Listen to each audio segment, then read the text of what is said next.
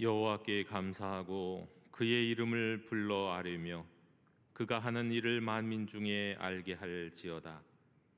그에게 노래하며 그를 찬양하며 그의 모든 기이한 일들을 말할지어다.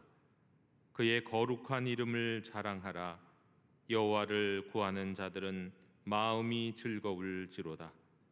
하나님은 영이시니 예배하는 자가 영과 진리로 예배할지니라.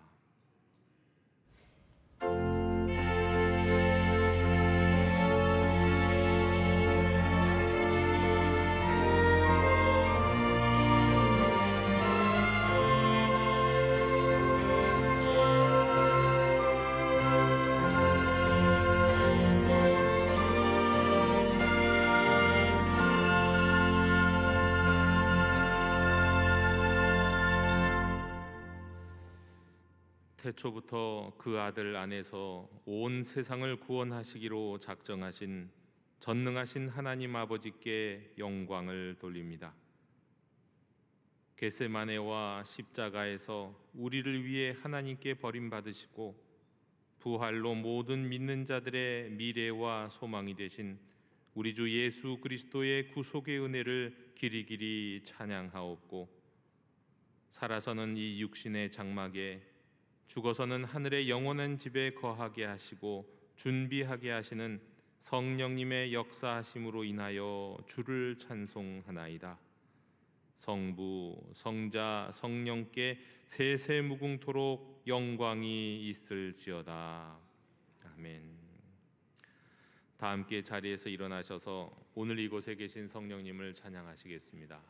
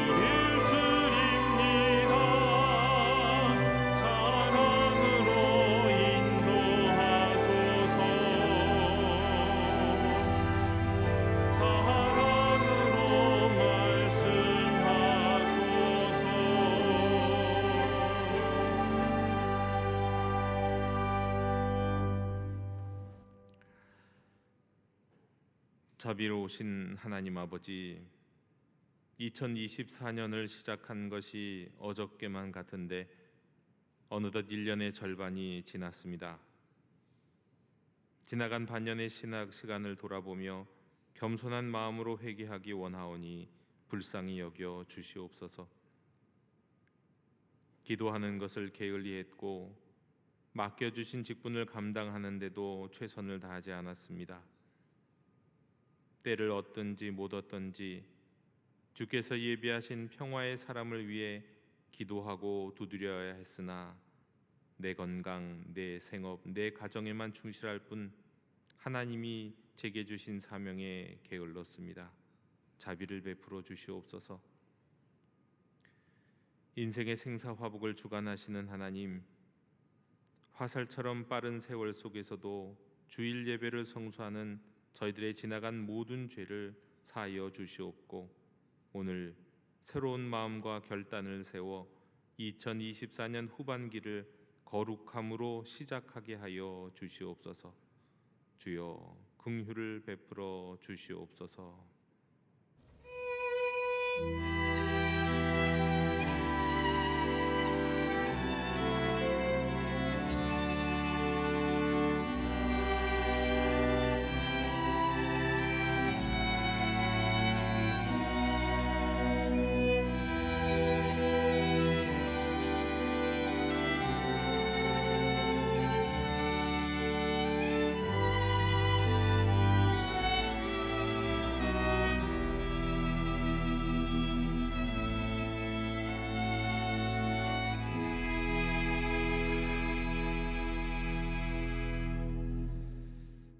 여호와께서 말씀하시되, 오라 우리가 서로 변론하자. 너희의 죄가 주홍 같을지라도 눈과 같이 희어질 것이요 진홍같이 붉을지라도 양털같이 희게 되리라. 아멘. 나는 전능하신 아버지 하나님, 천지의 창조주를 믿습니다. 나는 그의 유일하신 아들 우리 주 예수 그리스도를 믿습니다. 그는 성령으로 잉태되어 동정녀 마리아에게서 나시고 본디오 빌라도에게 고난을 받아 십자가에 못 박혀 죽으시고 장사된 지 사흘 만에 죽은 자 가운데서 다시 살아나셨으며 하늘에 오르시어 전능하신 아버지 하나님 우편에 앉아 계시다가 거기로부터 살아있는 자와 죽은 자를 심판하러 오십니다. 나는 성령을 믿으며 거룩한 공교회와 성도의 교제와 죄를 용서받는 것과 몸의 부활과 영생을 믿습니다. 아멘. 다 함께 자리에 앉으셔서 성시교독 78번을 교독하시겠습니다. 너희는 마음에 근심하지 말라. 하나님을 믿으니 또 나를 믿으라.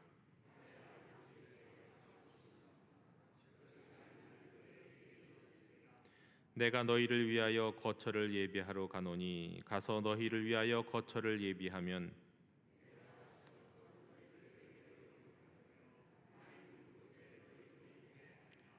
내가 어디로 가는지 그 길을 너희가 아느니라.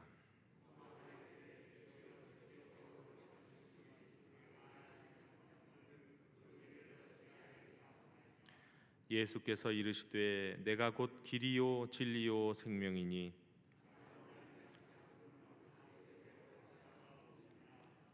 아멘.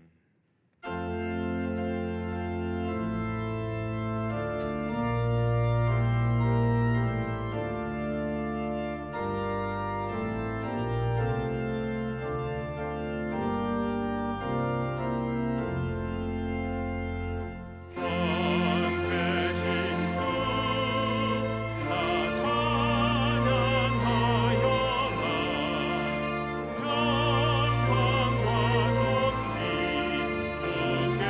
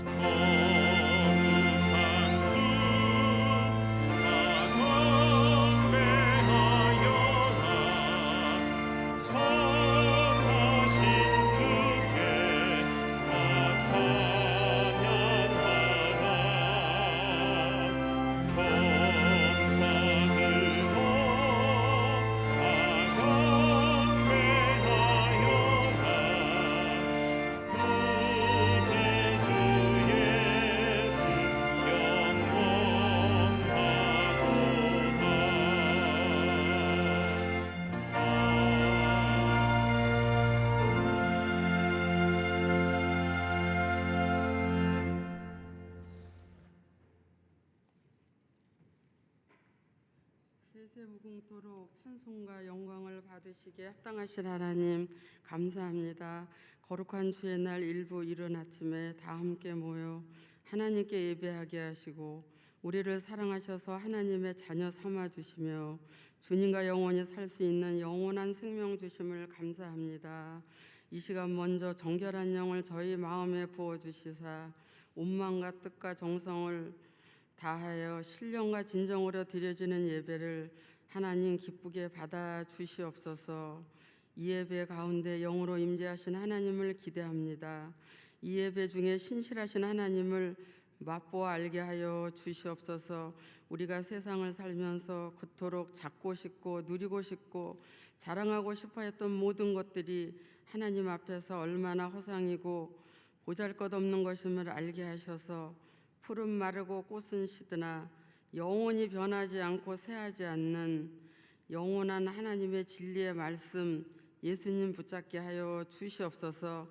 나의 가는 길이 사납고 험해도 나와 동행하시고 도우시는 하나님만 믿고 갈 때 나의 상황과 환경과 상관없이 나의 심령은 날마다 구원의 하나님을 인하여 기쁨과 평강과 감사가 넘치게 하여 주시옵소서.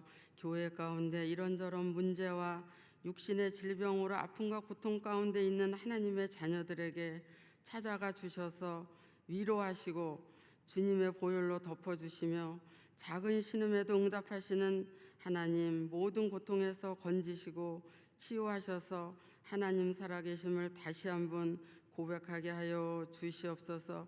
박경원 목사님 영혼육을 강건케 하시고 많은 양떼들을 푸른 초장과 잔잔한 물가로 인도하는데 조금도 부족함이 없게 하시며 말씀의 능력과 권세를 주셔서 날마다 생명의 꼴로 먹이게 하시고 영혼의 소송함이 있게 하옵소서.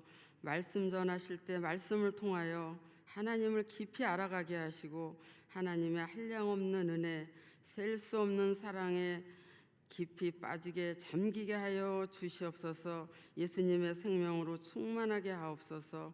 다윗을 보시며 내 마음에 합한 자라고 말씀해 주셨던 것처럼 박경원 목사님 하나님의 마음에 합한 목사님이 되어 동서남북 원근 각처에서 도울 자 협력할 자들을 많이 보내주시고 영권 인권 물권으로 축복하여 주셔서 사역하시는 데 부족함 없게 축복하여 주시옵소서. 가정을 편안케 하옵소서. 부목사님 전도사님 아름다운 동역을 이루어가게 하시고 영도교회를 진리 가운데로 이끌어가게 하여 주시옵소서. 하나님을 기쁘시게 하는 목사님 교회 좋은 소문을 내는 영도교회로 축복하여 주시옵소서. 당회부터 영아부 노년에 이르기까지 사랑으로 하나 되는 공동체 되게 하여 주시옵소서. 당회를 축복하시사 목사님 장로님 한 분 한 분 날마다 기도와 말씀으로 더 거룩하여지며 성도들에게 신뢰와 존경을 받는 목사님 장로님 한 분 한 분 되게 축복하여 주시옵소서. 당회로 모일 때마다 성령이 주도하는 당회가 되어 하나님을 기쁘시게 하는 당회, 평강이 넘치는 당회, 거룩한 당회가 되도록 하나님이여 축복하여 주시옵소서. 온 세상이 전쟁과 기근으로 굶주리고 기후 이변으로 폭염과 폭한 또 혹한 또 다른 전염병이 위기 가운데 마지막으로 달려가는 이때 사랑하는 신부들을 깨우기 위해 모든 상황과 환경을 흔드시는 이때 깊은 잠에서 깨어나 신부단장으로 신랑 맞이할 준비하는 지혜로운 신부, 순결한 신부가 되기를 원합니다. 모든 교회와 나라, 이민족 불쌍히 여겨 주시옵소서. 하나님께서 기뻐하시지 않는 모든 일들을 버리고 돌이켜 하나님의 얼굴을 구할 때 진노 중에서도 자비를 잃지 아니하시는 하나님 긍휼을 베풀어 주옵소서. 악한 세력들이 틈타지 못하게 막아주시고 지켜 주시옵소서. 이 나라 민족을 향한 하나님의 뜻 복음통일 선교한국 제사장 나라로 쓰임받게 하시려고 부르셔서 모든 분야에서 위상을 높여주셨습니다. 이 위상과 풍요로움을 이 사명을 감당하는 데 쓰임받는 축복된 나라와 민족 되게 하여 주시옵소서. 정성으로 준비한 영도 앙상블의 찬양을 받으시고 우리 모두 은혜의 시간 되게 하여 주시옵소서. 남은 시간도 하나님께서 함께하여 주실 것을 믿고 하나님께만 영광이 되게 하여 주시옵소서. 이 모든 말씀 감사하며 예수님의 이름으로 기도합니다. 아멘.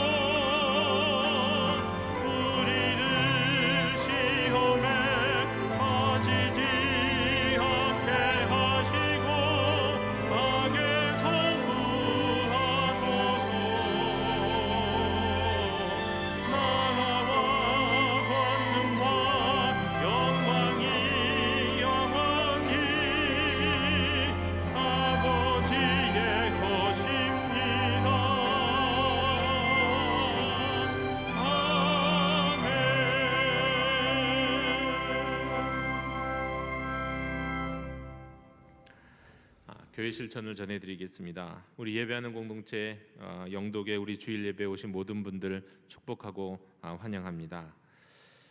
이 시간 먼저 잠시 영상 시청하시겠습니다.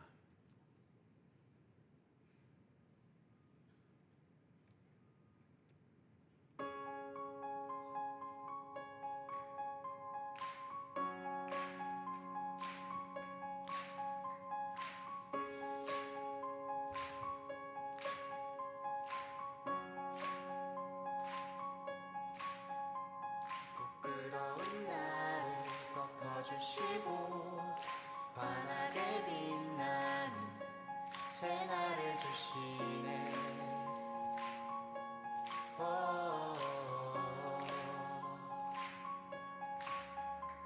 평범한 하루도 우리의 목소리도 당신의 나를 누리며 살아가네.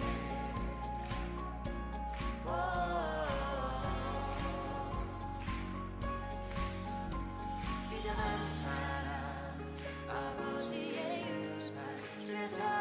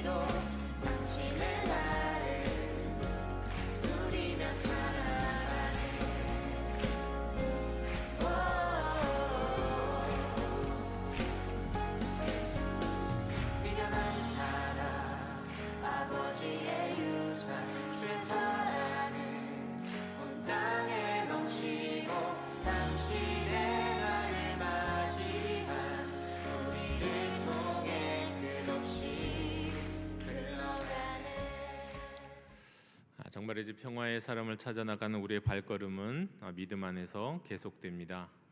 이 일에 하나님이 주시는 사랑으로 열심히 참여하신 모든 분들을 축복하고 또 감사드립니다. 오늘은 우리가 선교 주일로 그리고 또 미랄 주일로 지킵니다. 그리고 다음 주일은 우리 주보 간지 사이에 봉투가 있는데 우리 맥주 감사 주일로 지키면서 또 우리 전반기에 하나님 앞에 받은 은혜를 또 감사의 예물로 표현하겠습니다. 우리 사부 예배는 우리 청년과 남선교회가 함께 드림 예배로 다음 주일에 드리도록 하겠습니다. 초하루 새벽 기도회가 바로 내일입니다. 내일 5시 25분 본당에서 우리 하나님 앞에 한 후반기의 첫날 7월의 첫날을 새벽 기도로 드리기를 원합니다. 새가족 교육이 5월 6월 등록한 새가족을 대상으로 오늘부터 7월 21일까지 오후 우리 12시 15분부터 4주간 진행이 됩니다. 우리 본당 1층 소그룹 1실에서 모입니다. 오는 금요일 토요일에 우리 상반기 회계 감사가 있겠습니다. 우리 당회실과 새가족실에서 있겠는데 우리 사역부서 자치회 우리 대상 되시는 부서에서는 준비해 주시기 바랍니다. 우리 2024년 교회학교 여름 성경학교 및 수련회 일정이 확정됐습니다. 이 일정을 보시면서 기도해 주시고 또 후원해 주시고 또 함께 섬겨 주실 수 있으면 좋겠습니다. 우리 영아부는 7월 13, 14 주치부도 같은 날이고요. 또 유년부, 소년부는 8월 2일 우리 영등포 노회 연합 성경학교로 이 자리에서 같이 진행이 되겠습니다. 청소년부는 7월 19일, 또 청년부는 8월 14일 성경학교 수련회가 진행됩니다.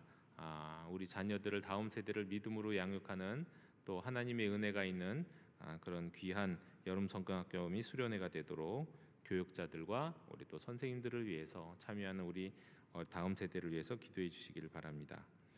하나님의 위로를 빕니다. 우리 박종환 집사님의 부친이 지난 주간 별세하셨습니다. 우리 교회 오시게 되면 함께 서로 위로를 나누어 주시기를 부탁드립니다. 이상으로 교회 실천을 모두 전해드렸습니다. 이제 다 함께 자리에서 일어나셔서 말씀을 위한 찬송을 함께 부르겠습니다.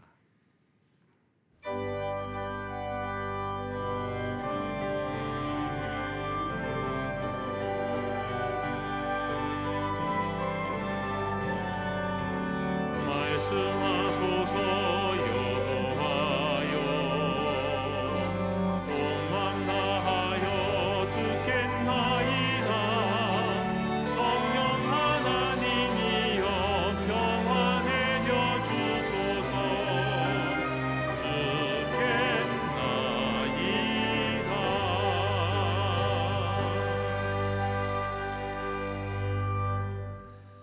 오늘 우리에게 주시는 말씀은 전도서 12장 7절, 빌립보서 1장 23, 24절, 고린도후서 5장 8절의 말씀입니다. 하나님의 말씀을 경청하십시오.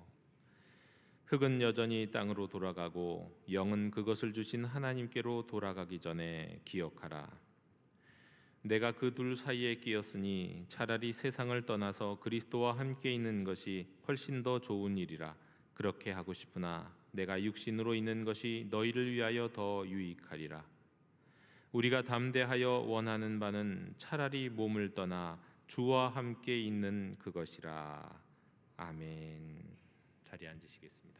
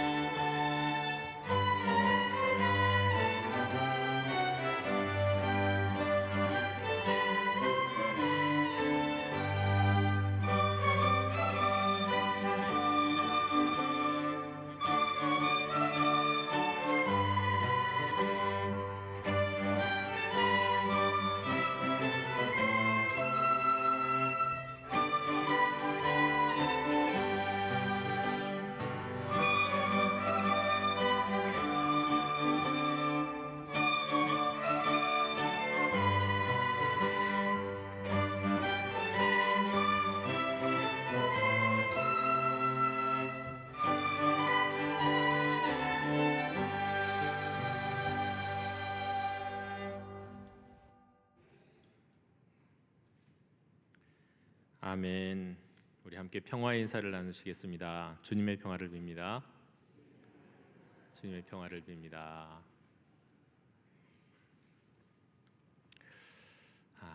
그 유명한 우리 학교 때 배웠던 이 플라톤 이래로 서양의 사상들은 인간은 영혼과 육체로 구성되어 있었다고 믿었습니다. 그리고 그 영혼과 육체가 분리되는 순간을 죽음의 순간이라고 생각했습니다.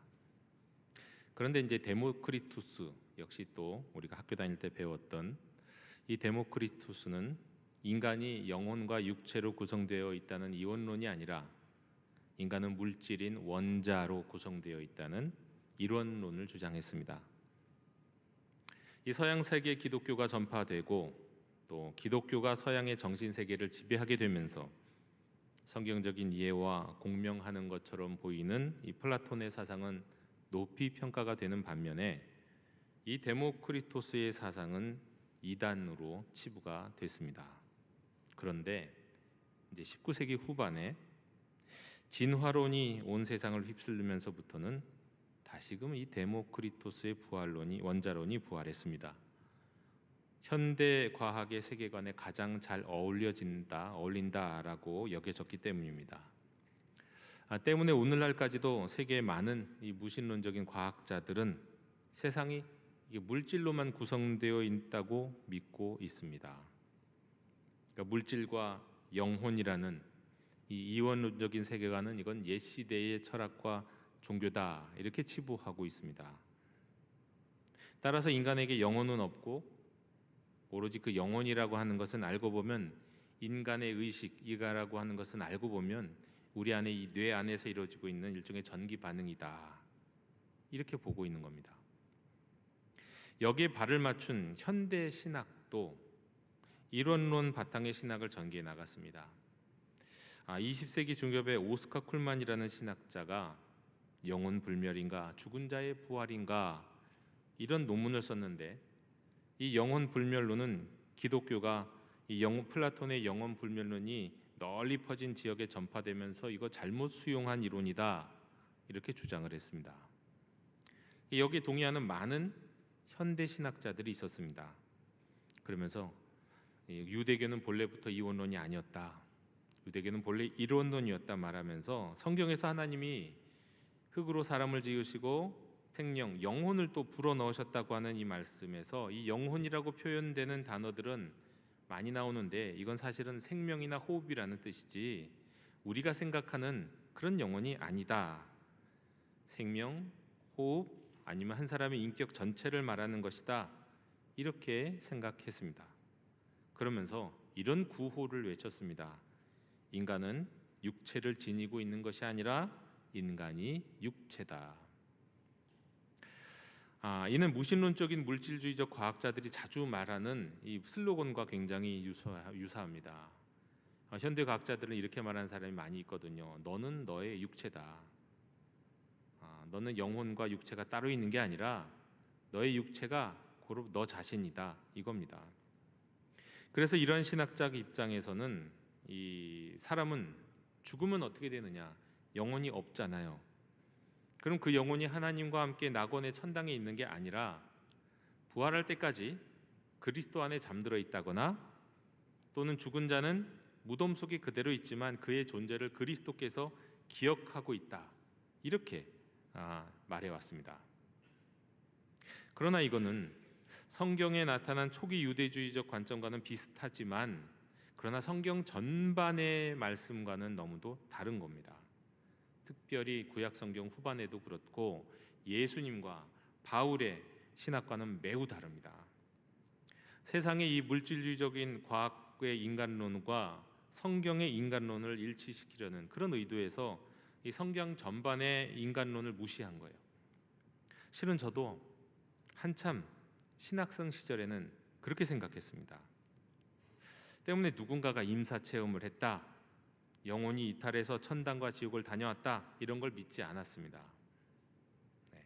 나름 저는 자신 내가 현대 신학, 첨단 신학을 받아들인 선구자다 이렇게 자부하면서 말이죠. 그러니까 사람이 죽으면 그 사람의 데이터를 모두 기억하시는 주님이 주님 안에서 그 데이터를 다 저장해 두셨다가 부활의 때에 그 데이터를 기반으로 부활의 몸을 새롭게 만드신다, 이런 신학적 상상을 하기도 했습니다. 하지만 제가 가졌던 이런 생각들은 결정적인 하자가 있었습니다. 제 생각뿐만 아니라 많은 현대 신학자들이 그런 생각을 해왔습니다. 근데 여러분 가만히 생각해 보십시오. 이렇게 생각하면 이거 복제인간과 뭐가 다릅니까? 나에 대한 데이터와 기억이 있다고 그가 나입니까? 복제된 존재는요, 나중에 복제 인간들은 몸만 복제하는 게 아니라 기억까지도 다 복제한다고 하는데, 복제된 존재는 복제된 원판과 자기 자신을 하나로 여길지도 모릅니다. 내가 이미 복제되었기 때문에요. 그 기억도 그러니까요. 근데 그게 진짜 그 사람입니까?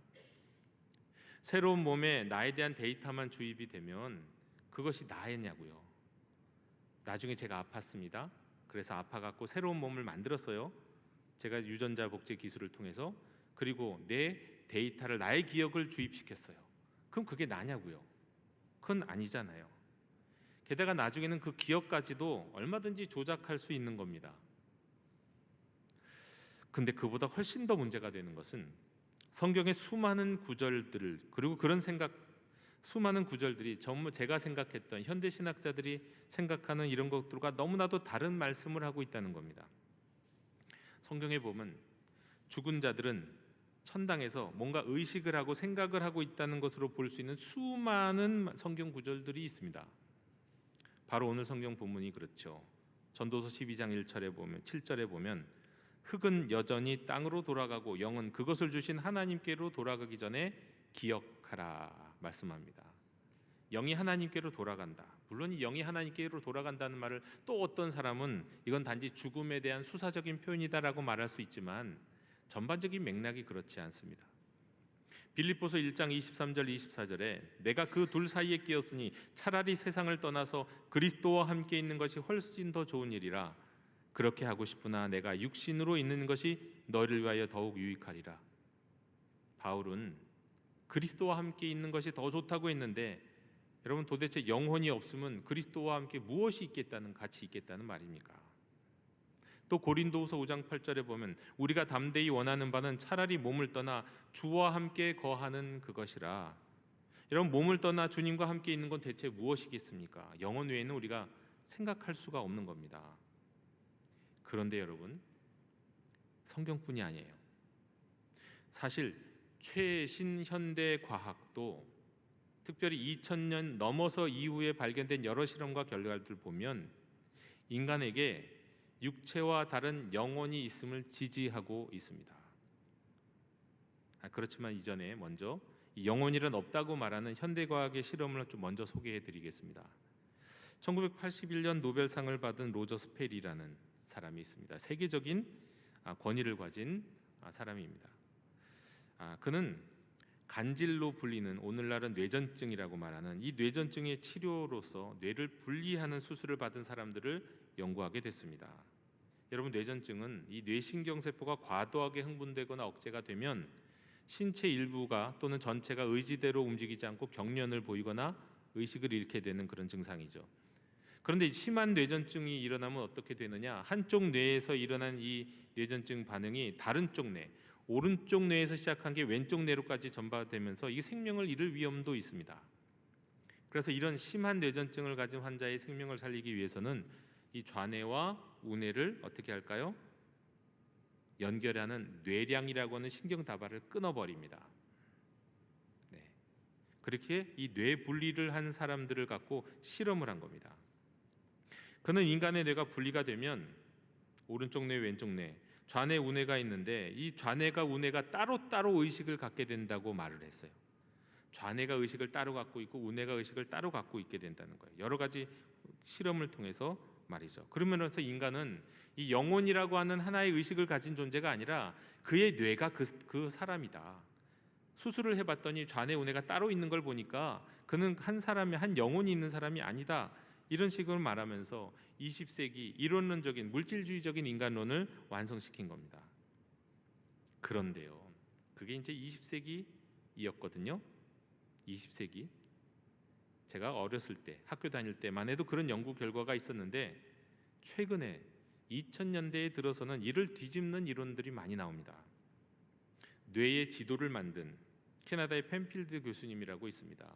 어디를 어떻게 반응을 주고 자극을 주면 어떻게 우리 몸이 반응하는가 해서 뇌와 관련된 지도를 만든 분이에요. 그런데 이 지도를 만든 펜필드 교수님은 뇌의 특정 부분에 자극을 주어서 손을 올리게 할 수 있었습니다. 어딘다가 전기자극을 딱 주면 오른손이 딱 올라가고 왼손이 딱 올라가고 왜 뇌의 지도를 만든 거예요. 그런 것을 이제 실험을 했어요. 그러니까 자극을 줄 때마다 손을 올렸어요. 진짜 이 사람이 의지랑 상관없이 손이 올라가더라는 거예요. 그런데 어느 순간부터 갑자기 실험 대상이 손을 안 올린다는 거예요. 처음에는 실험 대상이 자기 의지와 상관없이 전기 신호가 가면 손이 탁 올라가고 몸이 반응하는데 어느 순간부터 안 올리더라는 거예요. 그래서 왜 갑자기 손을 안 올리냐고 물어보자 나는 지금까지 손을 올린 적이 없습니다. 다만 당신이 자극을 줘서 손을 올리게 한 것이라고 말을 하는 거예요. 또 펜필드 교수님은 비슷하게 이번에는 자극을 주면 말이 터져 나오는 그런 자극을 줬어요. 무엇인가 특정한 말이 터져 나오게 했어요. 그러니까 처음에는 말이 터져 나와요. 누구든지 자극을 주면. 그런데 어느 순간부터 실험 대상이 말을 안 해요. 그래서 왜 말하다가 말을 안 합니까? 물으면 지금까지 나는 말한 적이 없는데 당신이 나를 말하도록 자극을 주었을 뿐이라고 대답을 하더라는 겁니다. 이 실험을 통해서 펜필드는 인간에게는 자극에 의해 움직이는 뇌가 아니라 자아가 따로 있고 이 자아가 바로 영혼이다 라고 생각하게 됐습니다.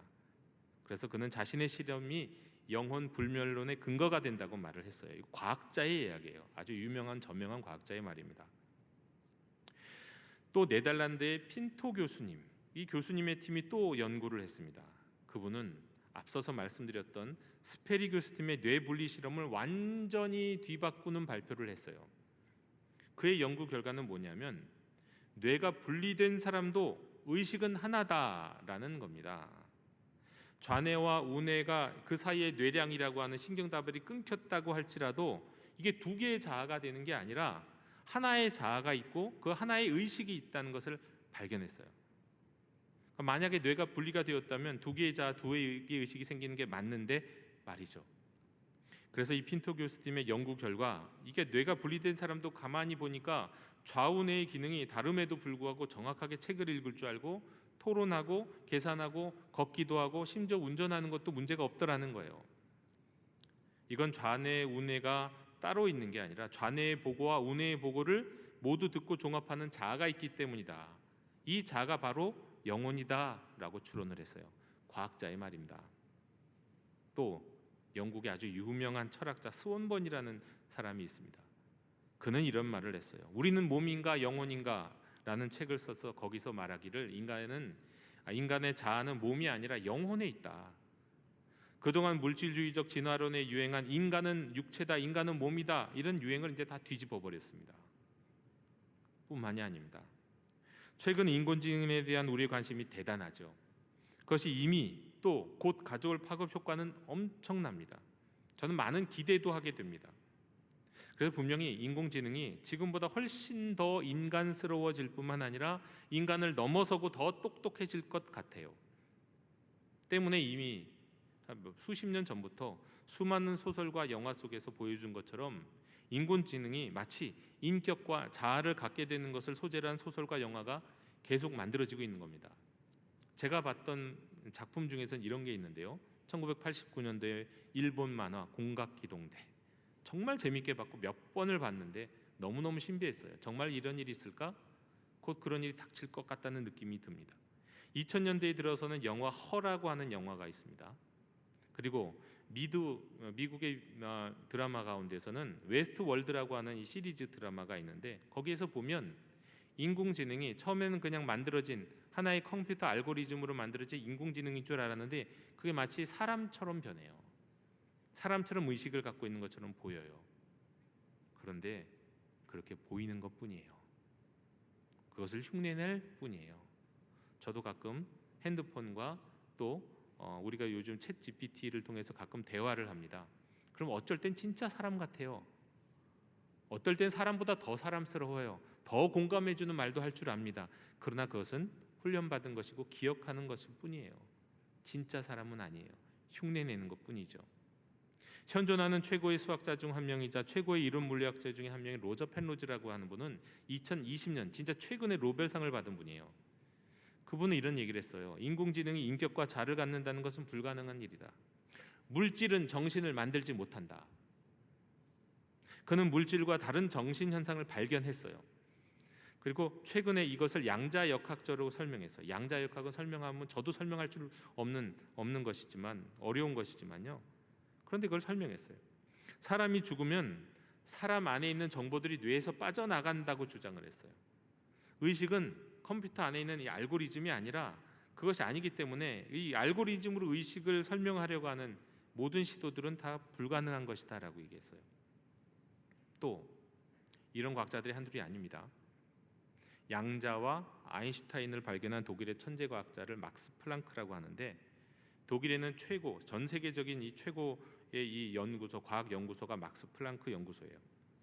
그런데 이 막스 플랑크 연구소의 소장을 3번이나 한 세계적도 양자 물리학자 과학자가 있는데, 한스 페터 뒤르라고 하는 과학자입니다. 그는 말하기를 세상은 물질로만 구성되어 있다고 하는 고전적인 물리학은 다 붕괴가 되었다라고 말했어요. 그리고 그 이유는 물질 배후에 더 우선적인 것으로 보이는 영의 세계가 존재하기 때문이라고 말합니다. 이거는 양자 물리학이 고전적인 우리가 옛날부터 알고 있던 물리학의 이론론적 세계관, 아까도 말씀드렸던 데모크리투스로부터 시작되는 이론적 세계관을 완전히 붕괴시키고 있는 거예요. 그리고 뒤르의 스승 역시 세계적인 과학자 하이젠베르크라는 사람인데, 그는 이런 말을 했습니다.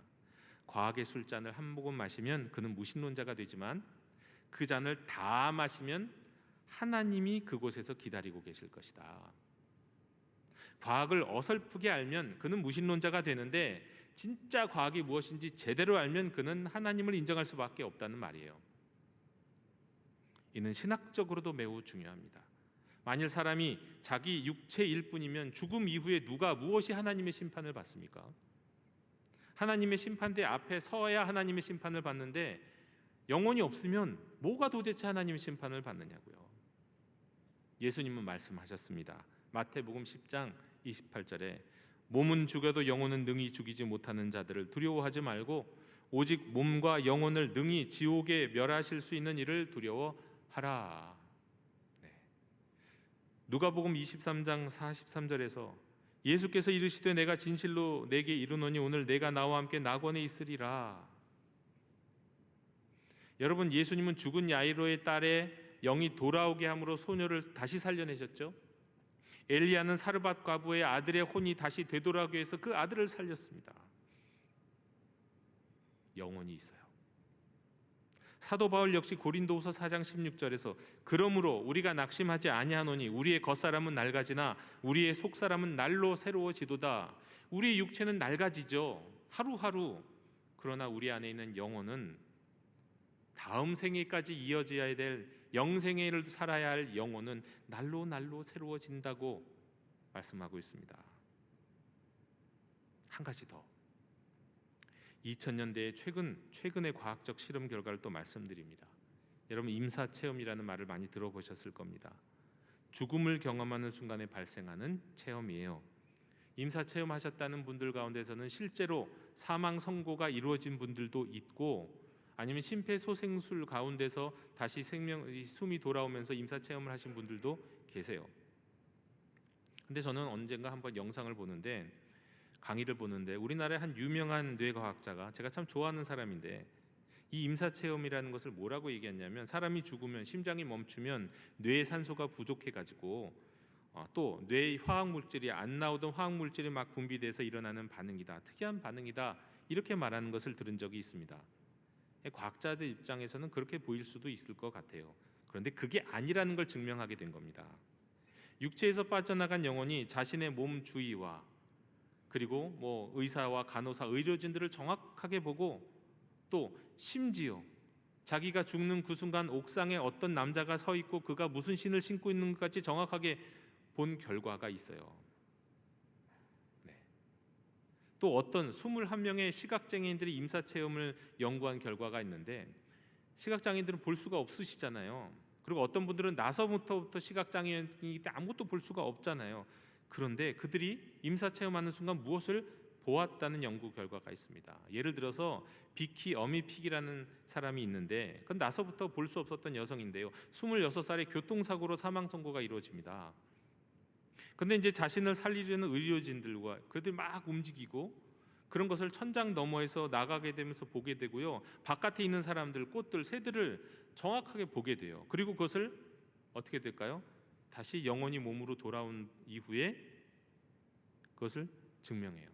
내가 본 것은 이런 것입니다.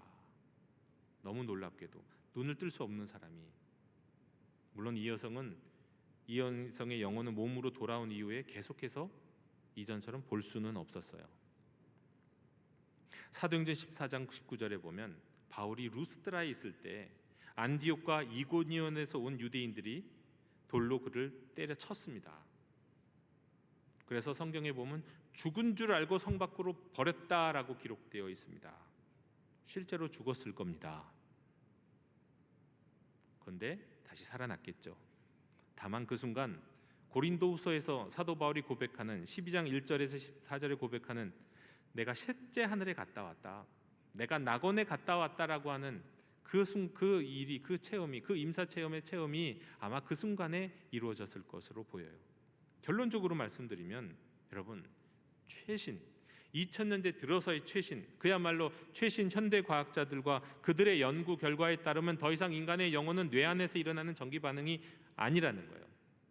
특히나 이 시대의 과학 이론의 중심에 있는 양자역학은 물질 세계의 근원에 보이지 않는 세계가 있다고 수없이 말을 하고 있습니다.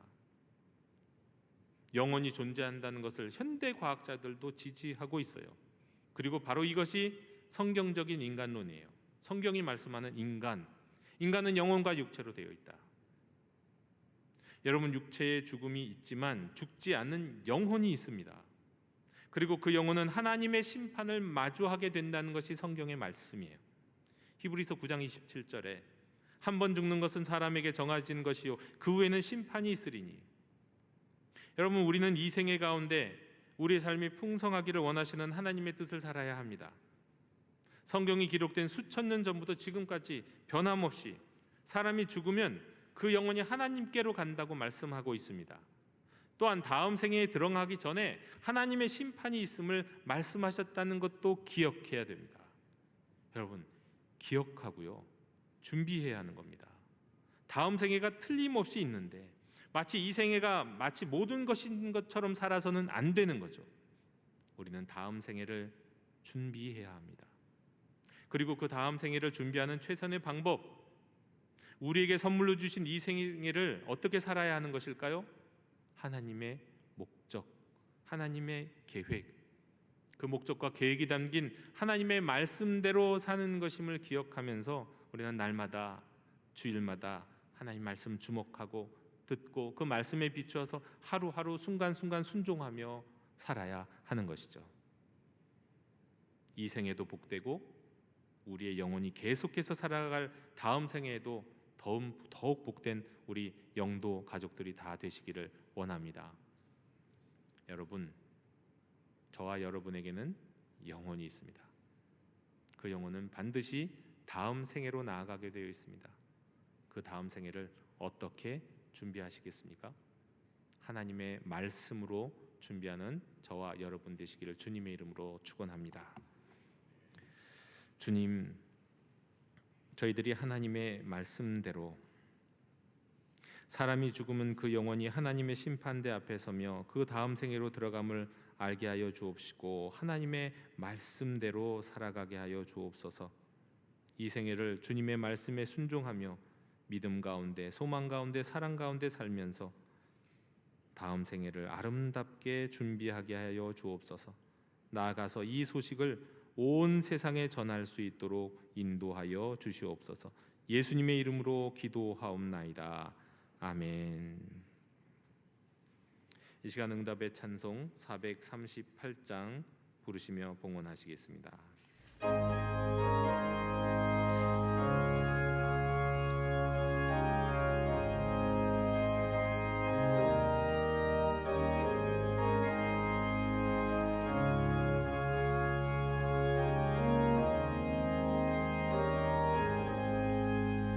내 영혼이 은총 입어 중한 죄짐 벗고 보니 슬픔 많은 이 세상도 천국으로 하도다.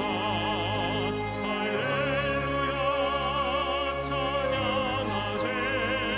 내 모든 죄 사함받고 주 예수와 동행하니 그 어디나 하늘나라. 주의 얼굴 뵙기 전에 멀리 뵈던 하늘나라 내 맘속에 이루어지니 날로 가깝도다. 할렐루야 찬양하세. 내 모든 죄 사함받고 주 예수와 동행하니 그 어디나 하늘나라. 높은 산이 거친 들이 소망이나 궁궐이나 내 주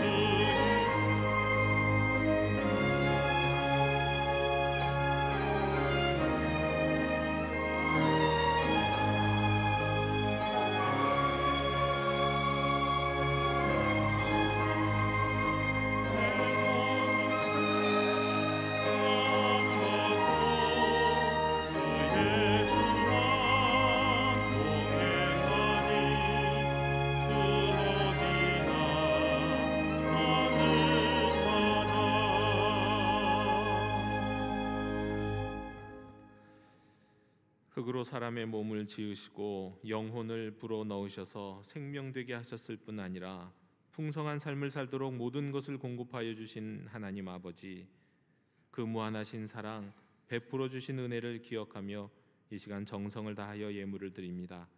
받아 주시옵고 하나님 나라에 쓰임 받게 하여 주옵소서. 드리는 모든 손길들이 복되게 해 주시옵소서. 일주일의 하루를 거룩하게 구별하게 하셔서 오늘 예배 자리에 나와 말씀을 듣고 결단하게 하신 주님, 저희로 이전보다 더 주님의 말씀 사랑하게 하옵시고 그 말씀이 우리의 생명이 되며 소망이 되게 하옵소서. 특별히 보이는 곳과 보이지 않는 곳에서 감사와 사랑으로 교회와 하나님 나라에 헌신하는 주의 백성들에게 은혜를 베푸셔서 순종하고 섬길 때 하늘의 큰 기쁨을 주옵시고 모든 일들을 더욱 자원하는 마음으로 감당케 해 주옵소서. 미랄 주일이 오니 지난 주일 드린 미랄 헌금을 통해 남선교회와 여전교회가 지역사회의 사랑의 나눔을 실천하게 하옵시고 선교 주일이 오니 드리는 선교 헌금을 통해 열방의 어려움 속에 복음을 전하는 교회와 기관에게 주의 사랑이 공급되게 하여 주옵소서. 감사드리며 예수님 이름으로 봉헌기도 드리옵나이다. 아멘.